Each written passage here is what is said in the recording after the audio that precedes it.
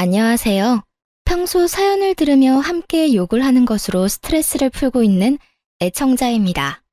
제게는 철딱서니가 없어도 너무 없던 시누이가 하나 있었는데요. 그 시누이의 일이라면 눈먼 장님이 되어버리는 심오한 남편은 덤이었고요. 도대체 얼마나 눈이 멀어버렸으면 자식까지 있는 제가 이혼을 했을까요? 그 기가 막힌 사연 한번 말씀드려 볼게요. 남편과 저는 결혼한 지 7년이 된 부부였어요. 저희 사이엔 핑크를 너무나도 사랑하던 5살 공주님이 있었죠. 친정은 멀리 있어서 육아를 도와주지 못했습니다. 시댁은 친정보단 가깝긴 했지만 그 어떤 도움도 주지 않던 상황이었어요. 그래서 오롯이 혼자 육아를 했고 딸이 울면 안고 달래며 함께 울곤 했어요. 처음 엄마가 되니 너무나도 힘들고 때론 외롭고 또 때로는 참 무섭더라고요. 사랑하는 딸을 키우며 많이 행복했지만 남편도 저도 둘째는 꿈도 꾸지 않았습니다. 그만큼 많이 힘들었거든요. 아무튼 그렇게 눈물로 키운 딸이 5살이 되던 해 충격적인 소식을 하나 들었습니다. 남편과 나이 차이가 꽤 나는 시누이가 20살이 되자마자 덜컥 임신했다지 뭐예요. 심지어 아기 아빠가 누군지도 모르는 아기를 말입니다. 아, 진짜 미치겠어. 지훈이 임신했대. 이 일을 정말 어쩌면 좋냐? 뭐? 아가씨가? 이제 갓 20살밖에 안 됐는데 임신? 남자친구가 있었어? 남자친구가 있었으면 차라리 다행이지. 밤마다 클럽이나 다니는 것 같더니 아기 아빠가 누군지도 모른단다. 내가 참 기가 막혀서. 이놈의 계집애 진짜 머리를 빡빡 밀어넣을 수도 없고 미치겠다 정말. 뭐? 이 일을 정말 어떻게 해? 당연히 수술해야겠지? 나도 그렇게 생각했는데 지훈이가 낫겠다고 고집을 부리는가 봐. 어휴. 남편의 긴 한숨에 제 걱정도 커질 수밖에 없었습니다. 그 후 온 식구들이 나서 신우를 말려봤지만 소용없었어요. 오히려 결심이 확고하게 선 듯 집까지 나가 소식을 끊어버리더군요. 그리고 10달이 지난 후 시누이는 갓난아기를 안고 나타났습니다. 처음엔 눈물 없이 볼 수 없는 모성애를 뽐내며 아기를 잘 보살피더라고요. 무작정 반대만 했던 저희가 미안한 마음이 들 정도로 말이죠. 아가씨, 내가 좀 봐줄 테니 좀 자요. 너무 피곤해 보여요. 아니에요, 언니. 조금 있으면 또 아기 밥 줘야 하는데요, 뭘. 모유 먹이고 아기 잘 때 그때 좀 자면 돼요. 이러다 몸 상할까봐 걱정이네 정말. 아기 엄마가 건강해야 아기도 건강한 거예요. 에이, 걱정하지 마요. 저 진짜 괜찮아요. 이렇듯 밤새 잠도 제대로 못 잤을 텐데 혼자 보살피려고 애쓰더라고요. 낮에 시모에게 아기를 맡기지도 않았고요. 아기의 눈을 보며 많이 사랑한다는 말을 속삭여주기까지 하더라니까요. 그런 시누이를 보며 참 기특하다고 생각하기까지 했는데 아니나 다를까 그 상황이 길게 이어지진 않더군요. 처음엔 한두 번 시모에게 애를 맡기고 외출하는 것 같았어요. 그러다 어느 순간부턴 아예 시모가 애를 전담으로 보살피더라고요. 시누이는 뭐 했냐고요? 밤만 되면 밖에 나갔다가 새벽에 술에 잔뜩 취한 채로 집에 기어왔죠. 어쩌다 몇 번도 아니고 계속이요. 일이 그렇게 되자 너무 힘들었는지 시모가 도움을 요청했어요. 예, 너 회사 마치고 우리 집에 좀 올 수 있니? 오늘이요? 왜요? 무슨 일 있으세요? 다름이 아니라 와서 애 좀 잠시 봐주면 안 되겠니? 내가 요즘 너무 무리를 했는지 온몸이 다 아프다. 아가씨는 뭐하고 어머님이 그 고생을 하세요?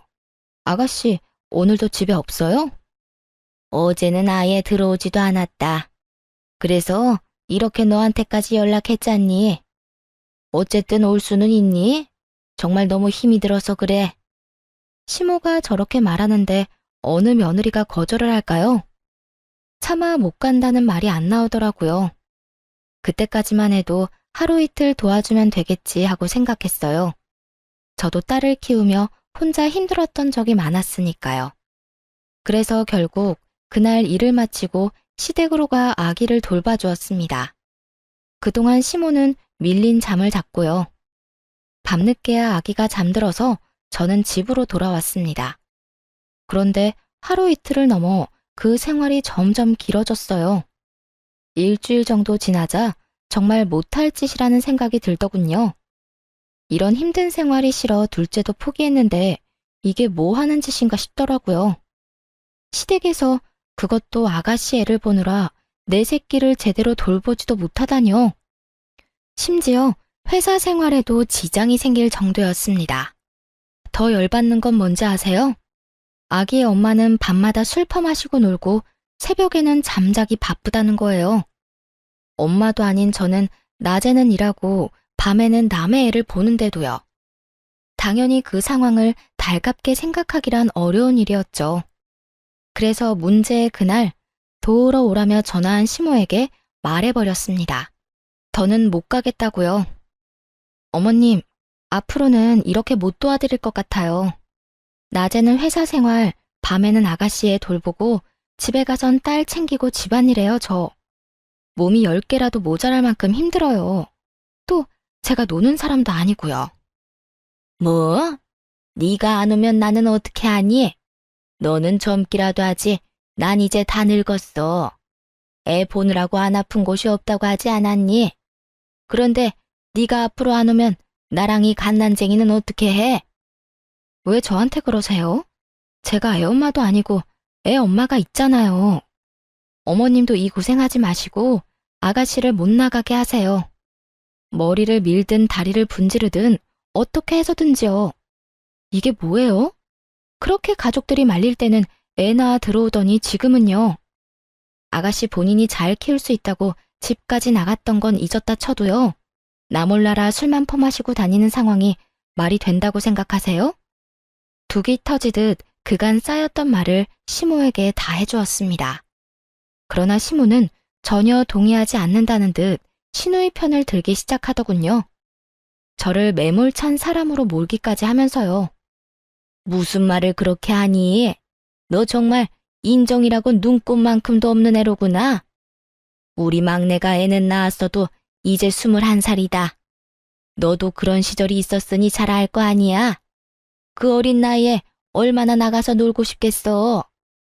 나 같으면 도와달란 말 안 해도 돕겠다. 저 좋은 나이에 미혼모 된 아이 불쌍하게 생각해서라도. 근데 넌 어떻게 된 애가 힘들다고 시누이 머리카락이나 밀라는 말을 할 수가 있어? 가족끼리 그렇게 매정하게 구는 거 아니다. 가족끼리 돕고 사는 거 저도 참 좋아해요. 그런데 이건 아니죠. 말이야 바른 말이지. 제가 어머님한테 울면서 전화했을 때 뭐라고 하셨어요? 우리 딸 키우느라 너무 힘들어서 겨우 전화했을 때 뭐라고 하셨냐고요. 자기 자식은 자기가 알아서 키우는 거라고 하지 않으셨나요? 그런 어머님이 이제 와서 가족끼리 돕고 사는 거라고 하시니 뭐 썩 와닿진 않네요. 그땐 그때고 지금은 상황이 전혀 다르지 않니? 너는 남편이 있었지만 우리 막내는 혼자이지 않니? 어린애가 남편도 없이 출산하고 얼마나 우울했겠어. 저렇게라도 풀어야 할 거 아니야. 우울한 마음 푸는 거 좋죠. 좋은데 아가씨는 가끔이 아니고 하루가 멀다고 저러고 다니잖아요. 말이 나왔으니까 하는 말인데요. 아가씨가 가끔 힘들어서 도와달라고 했으면 저 군말 없이 와서 도왔을 거예요. 저렇게 정신 못 차리고 놀러 다니는 게 아니라 애를 잘 돌보면서 부탁했다면요. 그런데 지금 엄마는 놀러 다니고 엄한 사람이 고생이란 고생은 다 하지 않나요? 전 이런 상황에 끼고 싶진 않네요. 시모는 이미 기분이 상할 대로 상했는지 무조건 집으로 오라고 닥달만 해대더군요. 마치 올바른 사고와 판단을 하지 못하는 사람처럼요. 저는 대화가 통하지 않다고 판단해 전화를 끊어버렸어요. 끊기 전에 마지막으로 한 번 더 단호하게 말해주는 건 잊지 않았죠. 넌 그냥 내가 오라고 하면 오고 가라고 하면 가면 되는 게야. 그게 며느리의 도리인 거 모르니? 어쨌든 난 힘들어서 혼자서는 더는 애 못 본다. 오늘 무조건 오거라. 어머님이 뭐라고 하시든 전 못 가요. 아가씨를 못 나가게 만들든 어머님이 독박 육아를 하시든 알아서 하세요. 그리고요, 제가 정말 걱정되어서 한마디만 할게요. 아가씨 저렇게 뒀다가 또 무슨 사고라도 치면 그땐 어떻게 하시려고 그러세요? 저거 나가서 그냥 노는 거 아니에요. 보아하니 밤마다 클럽 가서 술 퍼마시고 남자들이랑 놀고 다니는 것 같던데요. 지금이라도 어머님이 아가씨 잘 잡아줘야 하는 거 아닌가요? 또 큰 사고 치기 전에 주변에서 잘 단속해줘야 하잖아요. 어머님 말대로라면 아가씨가 애는 낳았어도 아직 어린애니까요. 하여튼 잘 생각해보시고 알아서 잘 해결하세요. 전 이만 끊을게요. 그렇게 전화를 끊어버리고 난 후 얼마 지나지 않아 전화가 왔습니다. 발신인은 신우이였어요. 신우이는 제가 전화를 받자마자 득달같이 화를 내기 시작하더라고요. 앞뒤 말 다 생략하고 본인 말만 하는 건 모녀가 똑같았어요. 언니, 정말 이럴 거예요? 나 지금 언니 때문에 중요한 파티도 못 가게 생겼다고요. 오늘은 정말 중요한 날이니까 힘이 들든 말든 당장 와서 아기 좀 봐줘요. 정말이지 잘도 짓거려대더군요. 생각이란 게 손톱만큼이라도 있었으면 그런 말 할 수 없었을 텐데요. 얼마나 당당한지 제가 마치 그 아기의 보모라도 된 기분이 들더군요. 아가씨, 나한테 시간 맡겨놨어요? 아니면 나한테 돈 주면서 애 봐달라고 예약이라도 했어요? 이것도 저것도 아닌데 뭐가 이렇게 뻔뻔해요? 잘 들어요, 아가씨. 난 아가씨 애를 봐줄 의무도 그 책임도 없어요. 그러니까 파티에 가고 싶으면 애를 업고 가든지 해요. 그럴 상황이 안 되면 집에서 곱게 애나 보고 있어요. 뭐라고요? 클럽에 어떻게 애를 데리고 가요? 그리고 뭐? 의무? 책임이라고 했어요? 가족끼리 서로 돕고 살아야 하는 건 의무이고 책임 아닌가요? 오빠하고 결혼했으니 언니는 이제 우리 가족이잖아요. 그러니까 당연히 날 도와야죠. 난 분명히 말했어요. 오늘 열리는 파티 너무 가고 싶어서 오랫동안 공들였던 파티예요. 난 무슨 일 있어도 가야 하니까 언니가 여기 와서 우리 애 봐줘요 당장.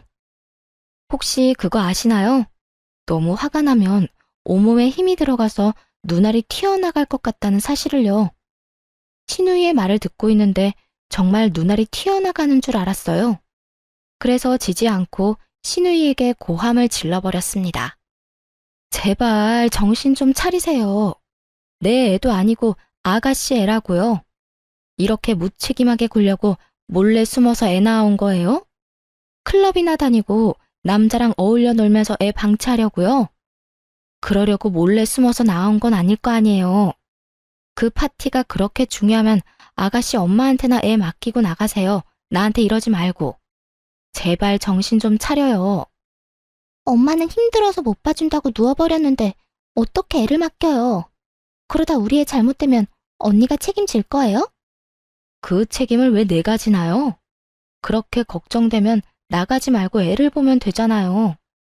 또 이상한 말로 괜한 사람 화 돋우지 말고 아가씨 애는 아가씨가 돌봐요. 그렇게 신우이의 전화도 끊어버렸습니다. 그 후로 오는 전화는 싹 다 무시해버렸어요. 개념은 쓰레기통에 버린 시모와 신우이가 번갈아가며 연락해댔지만요.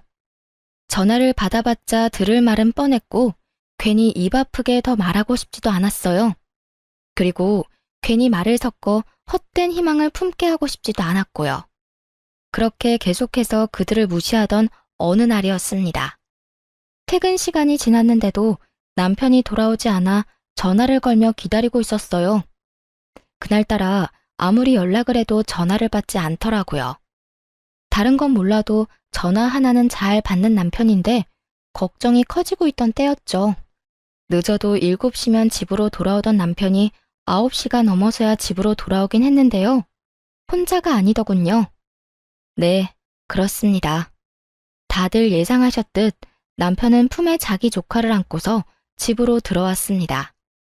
양손에는 가득 아기용품을 들고요. 뭐야 당신? 왜 애를 우리 집으로 데리고 와? 그게 엄마한테서 연락이 왔는데 막내가 또 집을 나가버렸다네. 그럼 이 애는 어떡해? 하는 수 없이 내가 데리고 왔지. 들어보니 시모가 잠시 한눈을 파는 사이에 신우이가 또 밖으로 나갔다는 거예요. 저는 연락을 받지 않으니 시모가 남편에게 전화를 했던 것이고요. 시모의 연락을 받고 시댁에 간 남편은 도저히 그냥 올 수가 없었다고 하더라고요. 여기저기 안 아픈 곳이 없다고 곡소리를 내는 엄마를 두고 어쩌겠냐면서요. 참나, 그래서 애를 데리고 왔대요. 그렇다고 애를 데리고 오면 어떻게 해? 그 애는 누가 보는데? 당신이 혼자 볼 수나 있어? 그러면 어떻게 해? 엄마는 계속 여기저기 아프다고 하고 애는 엄마 소리에 맞춰서 우는데. 아니, 내가 보니까 말이야. 우리 엄마 너무 힘들었는지 이 어린애가 우는데 제대로 안아주지도 못하더라고. 남편은 오로지 힘들어하는 시모만 생각하며 그 입장을 대변했습니다. 그 모습을 보고는 폭발해버려 남편에게 속에 맺힌 말을 쏟아내버렸어요. 당신 잊었어? 우리가 둘째는 생각도 안 한 이유. 나 우리 딸이 저 애만 할 때 울면 같이 울었어. 너무 힘들고 무기력해서. 내가 그렇게 힘들 때 당신은 당신대로 회사 일 바쁘다고 안 도와줬잖아. 또 시댁은 이런저런 이유 대면서 애 한 번 봐주신 적도 없었으면서. 그래놓고 나한테 내 새끼도 아니고 아가씨 아기를 돌보란 말이야? 심지어 아가씨가 아파서도 아니고 밖으로 싸돌아다니면서 술 먹고 노는데? 아니, 엄마가 자기 자식 내팽개치는 게 말이나 돼? 왜 내가 아가씨 마음 편하게 놀라고 애까지 봐줘야 하냐고. 당신도 알다시피 막내가 아직 어리잖아.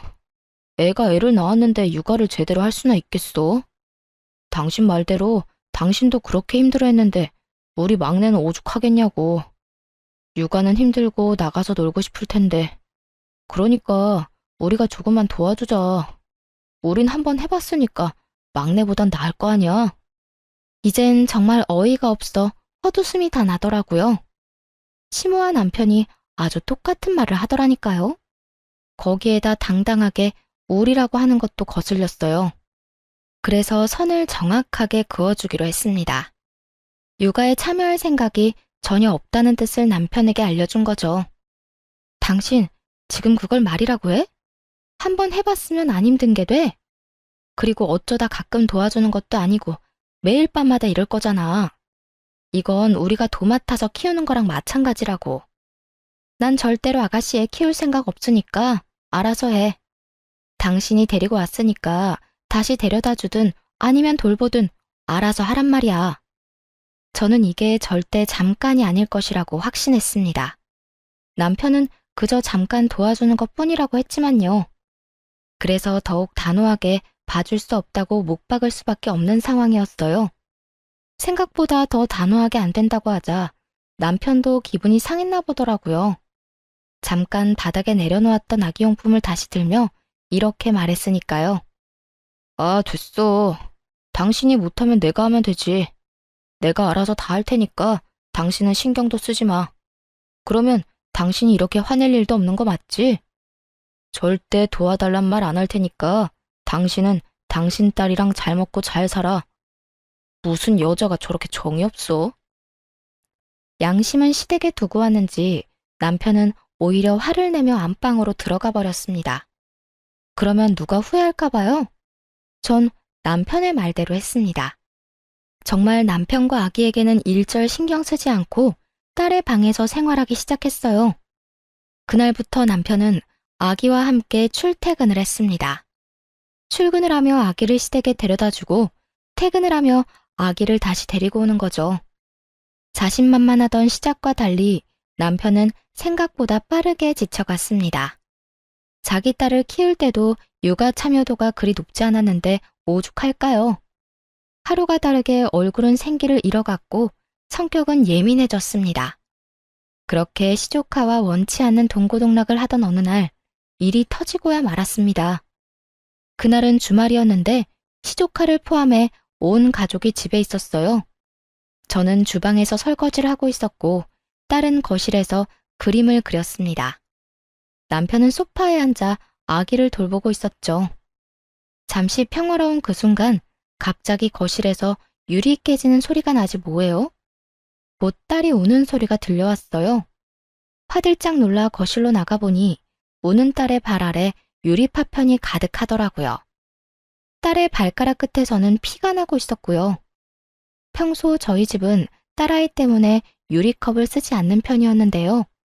밤새 아기를 보고 피곤했는지 남편이 커피 마신 유리컵을 근처에 올려놓은 거예요. 운 나쁘게도 딸이 컵을 건드려 깨지며 발끝을 조금 다친 것이었고요. 많이 다친 것은 아니었지만 자칫하면 큰 사고로 이어질 수 있는 상황이었습니다. 바닥에 떨어진 유리 파편에 발을 더 베일 수도 있으니까요. 그런데 그 상황에 남편은 무얼 하고 있었는지 아시나요? 조카를 소파에 눕히고 똥기저귀나 갈고 있더라고요. 혹시나 다친 곳이 없나 이리저리 살피면서요. 딸, 울지 말고 움직이지도 마. 엄마가 와서 다 처리해 줄 거니까. 아빠는 지금 동생 기저귀 갈아줘야 해. 조금만 기다려. 이게 유리 파편이 떨어진 바닥 한가운데 서서 울고 있는 딸에게 할 말인가요? 그리고 조카 똥기저귀 가는 게 그렇게 중요한가요? 유리 파편을 밟을 위험에 처해 있는 딸보다도 더? 심지어 딸의 발에선 피까지 나고 있었는데 말이죠. 그 광경을 보는데 정말 당장이라도 손을 날려버리고 싶더라고요. 일단 얼른 딸을 안전한 곳으로 데리고 와 치료를 해주었어요. 그 다음엔 더 다친 곳이 없는지 살핀 후 많이 놀란 딸을 진정시켜 재워주었죠. 그런데 잠들기 전 딸이 이런 말을 하더라고요. 엄마, 나 아빠 싫어. 아빠는 나 피나는데 기다리라고만 했어. 우리 딸 속상했어? 많이 아팠어? 응, 속상하고 아팠어. 나 아빠 싫어. 아빠는 아기만 좋아해. 그런 말을 하고 잠든 딸을 보는데 이건 아니라는 생각이 강하게 들었어요. 단지 이 일 때문만은 아니었어요. 밤새 우는 아기 때문에 딸 역시 잠을 자지 못해 예민해졌고요. 또 남편이 조카를 보느라 딸의 어린이집 행사에 참여를 못한 적도 있었거든요. 결국 화가 극에 달해 결단을 내렸고 안방으로 가 결정을 내리라고 했습니다. 직접 남편의 짐을 싸 건네주면서요. 자, 당신이 결정해. 더는 이렇게는 못 살겠으니까 이 짐을 가지고 시댁에 가서 조카를 돌보든지 아니면 계속 우리랑 살든지. 물론 우리랑 살면 조카는 시댁에 데려다 주는 거고. 자, 당신이 결정하라고. 갑자기 왜 이래? 내가 아기 다 돌보면 아무 상관하지 않겠다고 했잖아. 나보고 알아서 하라면서. 당신 말대로 나 혼자 돌보고 당신은 신경도 안 쓰게 했는데 왜 이 난리야? 왜 이 난리?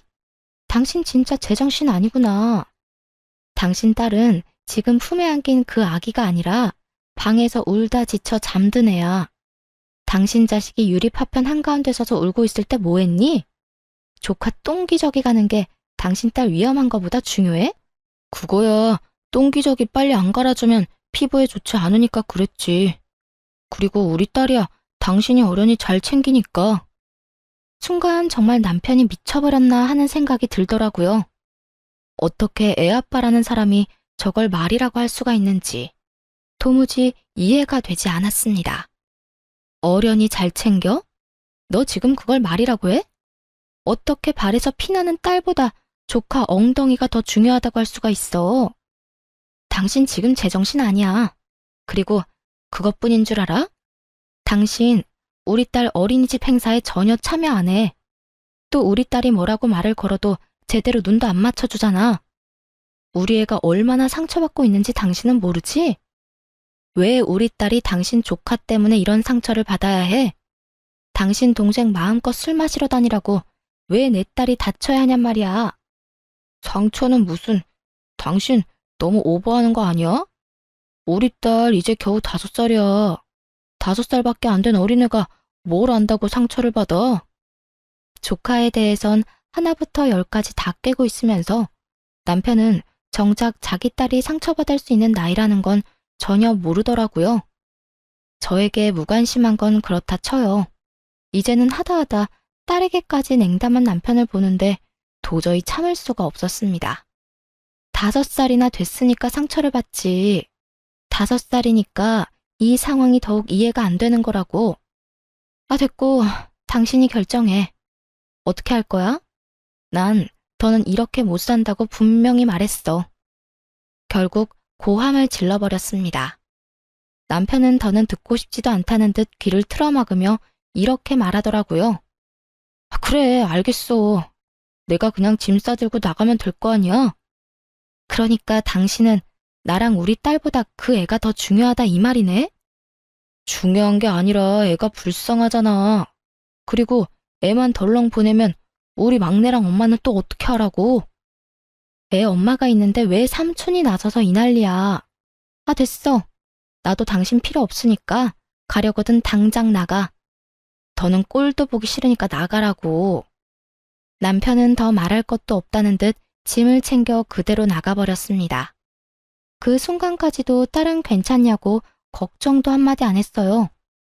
그런 남편의 모습에 오만 정이 떨어지더라고요. 그때 우리 가정에 어떤 미래가 있나 진지하게 생각해봤던 것 같아요. 그려지는 미래에는 안타깝게도 절망뿐이더라고요. 딸의 미래를 생각하면 남편을 잘 구슬려서 살아야 한다 싶다가도 남편을 보면 가정엔 관심도 없는 아빠가 있어봤자 뭐 하나 싶었습니다. 지금도 저딴 식으로 구는데 조카가 커지면 또 어떻겠어요? 더 큰 도움이 필요할 때마다 남편이 어떻게 행동할지는 불보듯 뻔한 일이었죠. 그렇다고 해서 시누이가 정신을 차릴 것 같지는 않았고 시모 역시 중간 역할을 똑바로 해줄 거란 기대는 전혀 없는 상황이었습니다. 그렇게 남편과의 이혼을 진지하게 고민하고 있던 때였어요. 시모가 전화를 하더라고요. 너 집안의 가장을 그런 식으로 내쫓는 거 아니다. 들어보니 네 딸이 그렇게 크게 다친 것도 아니던데. 고작 그런 걸 가지고 이렇게 남편을 쫓아낸다는 게 말이나 되니? 말은 바로 하세요. 제가 쫓아낸 게 아니라 남편 스스로 나간 거고요. 그리고 오늘 일어난 일 하나 가지고 이혼하자고 한 줄 아세요? 남편이 자기 조카만 돌본다고 자식이랑 마누라는 나 몰라라 하면서 살았다고요. 어머님 말대로 한 집안의 가장이라는 사람이요. 가족끼리 돕고 살다 보면 그럴 수도 있는 거지. 넌 하여튼 애 엄마가 어떻게 그렇게까지 매정할 수가 있니? 매정? 지금 매정이라고 했어요? 제가 매정한 거면 이 아가씨는 인간도 아니겠네요. 뭐야? 너 지금 내 딸한테 인간도 아니라고 했니? 그렇잖아요. 이까진 일로 매정하다는 말을 듣는 거면요. 자기 배 아파서 낳은 자식 나 몰라라 하고 밖으로 놔두는 아가씨는요. 그럼 인간도 아닌 거 아닌가요? 아니, 짐승만도 못한 거네요. 짐승들도요, 자기가 낳은 새끼는 지극정성으로 돌봐준다고요. 시모는 할 말이 없었는지 기가 막힌다는 듯 혀를 찼습니다.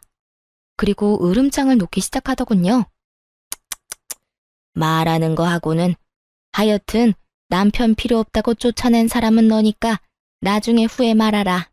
또 아쉽다고 내 아들 찾지나 말고 우린 우리끼리 잘 살 테니 넌 너대로 네 딸이랑 잘 살라는 말이야.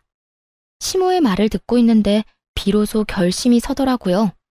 이 정신 나간 집안이랑 연을 끊어야 한다. 그래야 나와 내 딸이 제대로 살 수 있다. 제가 원하는 바네요. 사리분별 못하고 오로지 엄마랑 동생만 챙기는 남편, 저도 필요 없어요. 아들이나 잘 데리고 사세요. 누군 그딴 남편 필요해서 같이 산 줄 아세요? 지금까지 전혀 도움도 되지도 않았고 앞으로도 도움될 일 없을 것 같거든요. 나중에 아들 좀 데리고 가란 전화나 하지 마세요. 그대로 전화를 끊어버리고 하나둘씩 이혼 준비를 하기 시작했습니다. 그런데 딸과 행복하게 지내는 와중 신우이에게 전화가 왔습니다. 당장 병원으로 오라고요. 새벽녘에 갑자기 전후 사정 설명도 없었습니다. 그저 다급한 목소리로 병원으로 오라고 하곤 끊겨버린 전화에 많이 놀랐죠. 결국 가까이 살던 친한 언니에게 딸을 맡기고 병원으로 갔어요.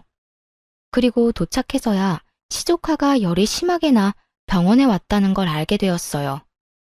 병원으로 오는 내내 최악의 상황도 상상했던 터라 놀란 가슴을 진정시켰죠. 그런데 신우이가 다가오더니 다짜고짜 손을 올리는 것이 아니겠어요? 화가 많이 난 듯한 신우이가 씩씩거리며 뭐라 했는 줄 아세요? 정말 가관이었어요. 이제 속이 편해요? 내 아들이 저렇게 아프니까 속이 편하냐고. 이게 다 너 때문이야. 네가 잘 돌봐주기만 했어도 저렇게 아플 일은 없었을 거라고. 신우이는 자기 아들이 감기에 걸려 열이 나는 것까지 제 탓으로 돌렸습니다. 그런 신우이에게 제가 받은 그대로 돌려주며 말했어요. 야, 이게 왜 다 내 탓이야? 내가 웬만하면 네 인생이 불쌍해서 참아보려고 했는데 말이야. 보자 하니까 이게 선을 넘네. 네가 덜컥 임신까지 하고 책임지지도 못하면서 애를 낳아서 이렇게 된 거잖아. 게다가 제대로 돌보지도 않았으면서 뭐? 잘못은 하나부터 열까지 자기가 다 해놓고 어디서 책임전가야? 지금 상황이 어떤 줄이나 알아? 너 하나 때문에 나랑 네 오빠 이혼하게 생겼어. 알고 있냐고. 고함을 지르며 현실을 말해줬지만 신우이는 들리지도 않는 사람 같았어요. 그저 자기의 붉어진 뺨을 어루만지며 왜 때리냐고 소리만 지르더라고요. 지금 나 때렸니? 네가 뭔데 나한테 이딴 짓을 해. 네가 뭔데? 너는 때려도 되고 난 하면 안 돼? 이딴 취급을 받고 싶지 않았으면 네가 똑바로 살았어야지. 행동은 개차반으로 해놓고 대우는 또 기빈 대우를 받고 싶어? 야, 그건 도둑년 신보야. 하긴 밤낮으로 남자랑 논다고 정신이 나갔는데 예의 도리를 알기나 하겠니? 딱 한마디만 더 할게. 네 아들이 저렇게 아픈 건 나 때문이 아니고 너 때문이야. 네가 아들은 나 몰라라 하고 밖으로 나다녀서 그런 거라고. 그러니까 누굴 탓하지 말고 정신 나간 네 탓을 해. 알겠어? 그렇게 신우이와 제가 언성을 높이고 싸우니 남편이 득달같이 다가왔습니다. 혹시나 했지만 역시나 신우이 편을 들고 나서더군요.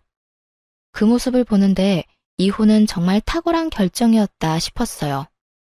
당신 지금 내 동생 때렸어? 당신이 뭔데 내 동생한테 손을 대? 미쳤어? 제정신 아니지? 제정신 아닌 사람이 누군데 이 난리야. 그리고 내가 먼저 맞는 건 못 봤니? 한참 어린 신우이가 때리는데 맞고만 있어야 정상인 거야? 내가 진짜 어이가 없어서. 편을 들려거든 상황에 맞게 전후사정 똑바로 알고 해, 이 얼빠진 놈아. 막내가 철이 없어 그런 짓을 했다고 쳐. 그래도 당신까지 똑같이 굴면 안 되지. 말로 했어도 됐잖아.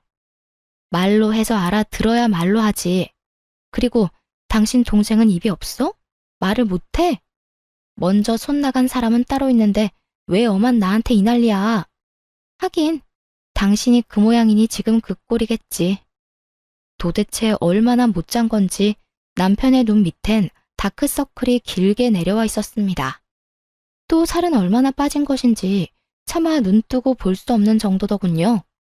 심호 꼴도 별반 다르지 않았고요. 이 와중에도 단 한 사람은 잘 먹고 자고 놀았는지 살이 포동포동 올라 있었어요. 그게 누구겠어요? 신우이죠. 누가 아기 엄마인지 맨눈으로 봐선 전혀 알 수 없는 상황이었어요. 남편 역시 자신의 몰골이 말이 아니라는 걸 아는지 헛기침만 해댔습니다. 이제는 그런 남편의 꼴을 보는 것조차 싫어지더군요. 됐어. 이 새벽에 부른다고 온 내가 등신인 거지. 다 됐고 이렇게 만난 김에 말할게. 우리 이혼하자. 갑작스러운 이혼 통보에 남편이 눈을 크게 뜨고 절 보더라고요. 그런 남편에게 다시 한번 이혼하자고 했습니다. 그제야 진심이란 걸 안 남편은 손을 잡아 끌며 저를 달래기 시작했어요. 갑자기 이혼은 무슨 이혼이야. 그리고 병원에서 무슨 그런 이야기를 해. 지금 당신 화난 거 알겠는데 그래도 이혼은 아니지. 일단 흥분 좀 가라앉히고 나중에 조용하게 다시 이야기하자.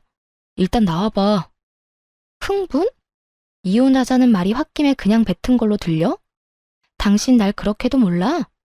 나 지금 그냥 하는 말 아니고 그 어느 때보다 진심이야. 그러니까 이거 놔. 그러지 말고 나가서 조용하게 이야기 좀 하자. 나가서 나랑 이야기하다 보면 생각이 바뀔 거야. 남편은 계속해서 저를 붙잡으며 어떻게 해서든 달래려고 애썼습니다. 그런 남편을 다시 뿌리치며 단호하게 말해주었어요. 이거 놓으라니까. 난 이제 당신한테 들을 말도 할 말도 없어. 더는 얼굴 보고 이야기하는 것도 싫어서 하는 말이니까 똑바로 들어. 당신이랑 이혼할 거야. 당신도 그렇게 알고 이혼 준비나 하고 있어. 그 어느 때보다 단호한 태도에 남편은 그저 저를 멍하니 보기만 했습니다. 붙잡았던 손까지 놓아버리고서는요. 대신 이혼 이야기를 들은 시모가 득달같이 달려와 욕을 해대기 시작했어요. 네가 감히 누구 보고 뭘 하자고? 네가 뭔데 우리 아들한테 그딴 말을 해? 이혼을 해도 내 아들이 하고 싶을 때 하는 거다. 니년한텐 그딴 말을 할 자격이 없다 이거야. 자격? 웃기지도 않네요, 정말. 그리고 아줌마, 말 좀 가려서 하죠. 나 이제 아줌마 며느리도 뭣도 아닐 예정이거든요. 그렇게 막말하다가 정말 큰일 치를 수도 있어요. 더 이상 무서울 것도 없어 한껏 시모를 비웃어주며 저렇게 말했습니다. 그러자 제 말을 듣고 있던 시누이가 다시 저를 향해 손을 뻗더라고요. 처음이야 갑작스럽게 일어난 일이라 당했다 쳐도 두 번은 그럴 수 없죠. 빠르게 시누이 손을 낚아채 있는 힘껏 밀어버리며 이렇게 말해주었습니다. 야, 네 자식은 네가 키워. 밤마다 술 먹고 클럽 다니다가 20대 초반에 미혼모 된 걸로는 모자랐니? 너 계속 그러고 다니면 너 혼자 망하는 게 아니야. 네 식구들까지 다 같이 망하는 거야. 알겠어? 너 하나 때문에 지금 네 오빠 이혼당하는 거 이게 끝일 거라 생각하지. 이게 시작이야. 앞으로도 네가 정신 못 차리고 그 모양 그 꼴로 살면 이제 네 집안 망하는 거 시간 문제라고.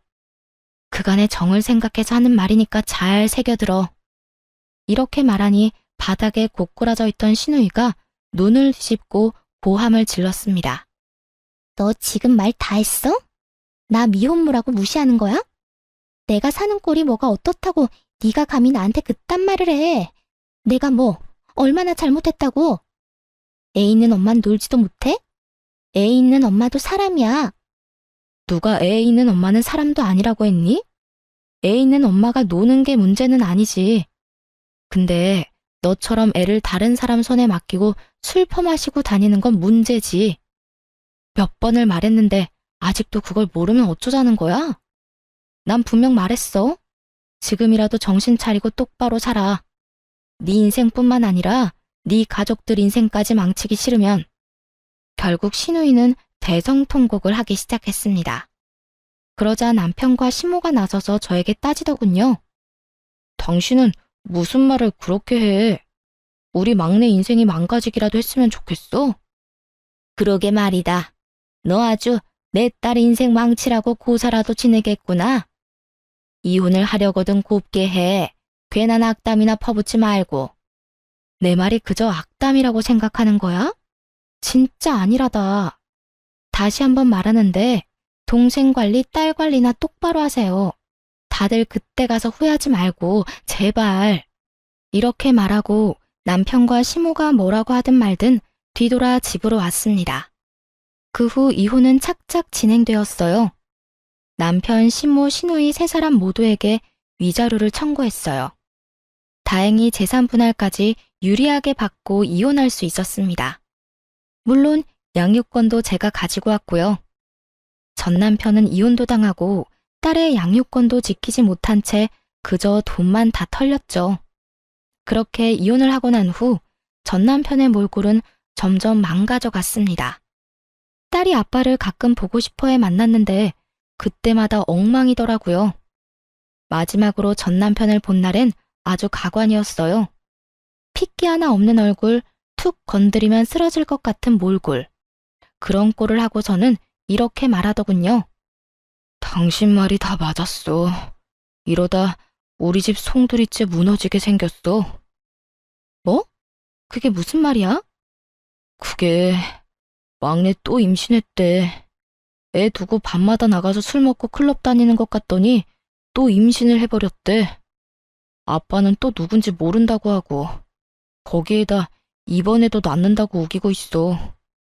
들어보니 그 정신 나간 전 시누이가 또 임신을 했다는 거예요. 예전과 똑같이 애 아빠는 누군지도 모르고요. 그런 주제에 뱃속의 아기를 또 낳겠다고 우기고 있다고 하더군요. 첫째 아들도 똑바로 돌보지 않으면서요. 그 말을 듣는데 놀랍지도 않더라고요. 밤마다 나가서 노는 시누이를 말리지도 않고 온 식구가 도와주잖아요. 당연히 그런 일이 또 일어나고도 남을 상황 아니었나요? 그러게, 내가 진작 당신 동생 단속 똑바로 하라고 했지? 그때 당신이 나한테 뭐라고 했어? 악담하지 말라고? 지금 이런데도 그저 악담이었다고 생각해? 당신 말이 다 맞았어. 당장 첫째도 제대로 안 보는 애가 둘째를 낳겠다고 우겨대는데 나, 내 동생이지만 이제는 무섭기까지 해.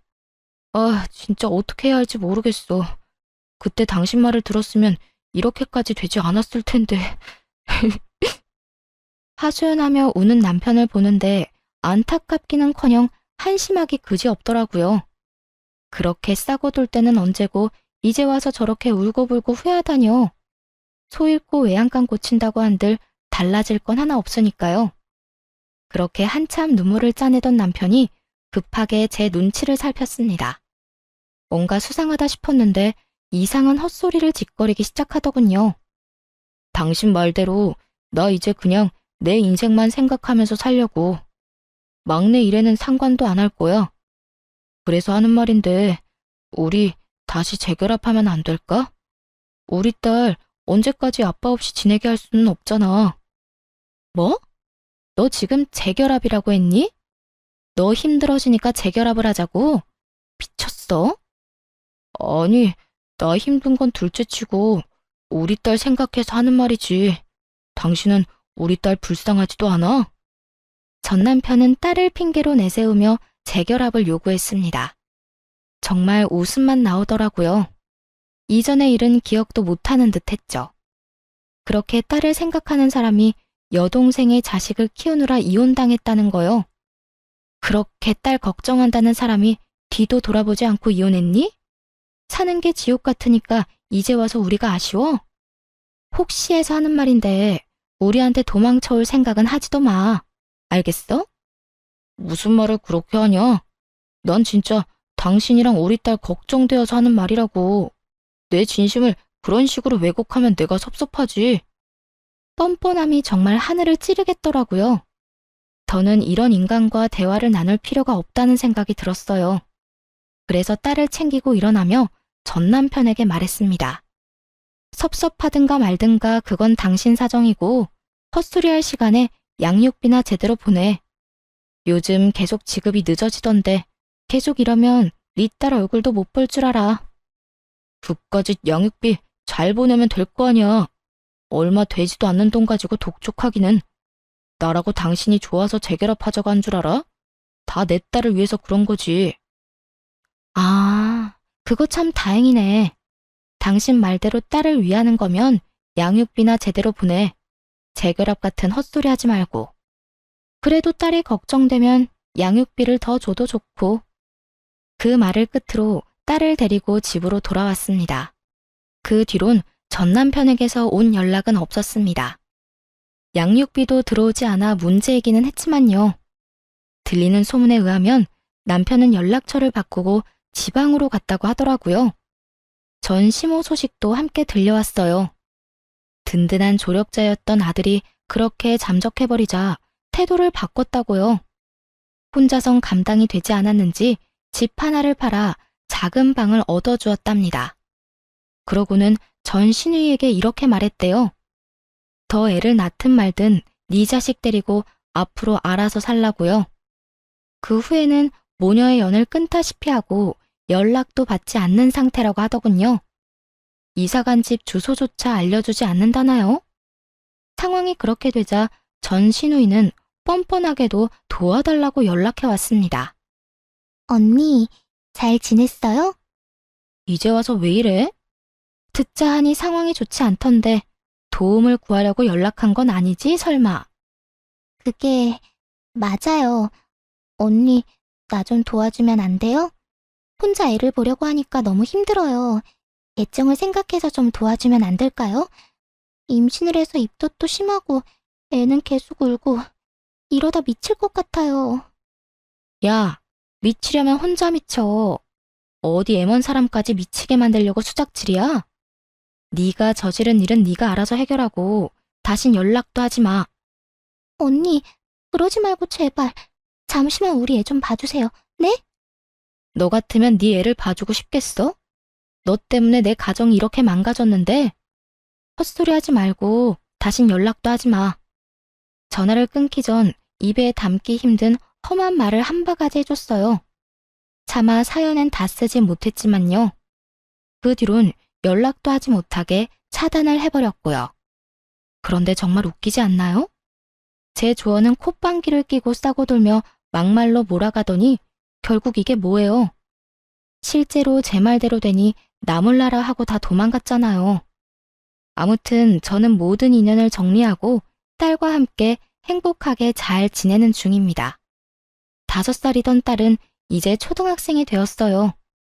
전 딸의 학교 근처에 작은 카페를 차려 딸 뒷바라지와 일 둘 다 잘하고 있고요. 대박이 난 카페는 아니지만 자리가 좋아 꾸준히 손님이 있는 편이에요. 그 덕에 생활하는 데는 큰 어려움이 없습니다. 딸이 하고 싶다는 것들은 웬만하면 다 하게 해주며 지내고 있어요. 지금 가장 만족스러운 점은 단연 혼자서도 딸을 잘 케어할 수 있다는 점이에요. 딸에게 무슨 일이 생기면 언제든 가게 문을 잠시 닫고 갈 수 있으니까요. 싱글맘인 저에겐 카페는 더없이 좋은 직장이죠. 물론 딸이 가끔 아빠 이야기를 꺼내긴 합니다. 하지만 보고 싶거나 그리운 마음은 아니라고 하더라고요. 그런 말을 들을 때면 마음이 찢어지게 아프긴 하지만 아파하는 만큼 더 사랑으로 보살피려고 합니다. 그러면 딸의 외로움과 아픔도 옅어지는 날이 오겠죠? 앞으로도 지금처럼 딸과 함께 잘 살아가 보려고요. 이로써 저의 긴 사연도 끝이 났네요. 함께 해주셔서 감사합니다.